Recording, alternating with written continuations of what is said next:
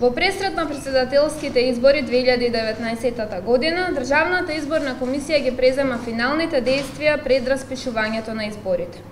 Во овие действија неминовно ги вбројуваме средбите и координацијата со другите државни институции и останати заинтересирани чинители кои се вклучени во изборниот процес. Институција со која Државната изборна комисија има стратешка соработка секако е Министерството за внатрешни работи. Во таа насока, а имајќи го предвид остварувањето на избирачкото право на сите граѓани кои се стекнале со истото, е и оваа денешна изјава за медиуми. Согласно изборниот законник, Министерството за внатрешни работи е должно наредниот ден од денот од како се распишани изборите до Државната изборна комисија да ги достави податоците на граѓаните кои потоа ќе бидат запишани во избирачкиот список.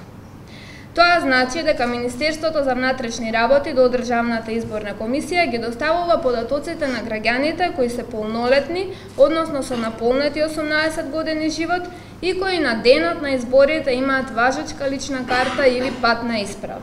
Повикуваме граѓаните да ја проверат и важноста на личните документи и ако нивната важност истекува пред денот на одржување на претседателските избори, навремено да аплицираат за нови лични документи и потоа да се проверат во избирачкиот список за време на јавниот увид или во подрачните оделенија и канцеларии на ДИК или пак на интернет страницата избирачкисписок.gov.mk.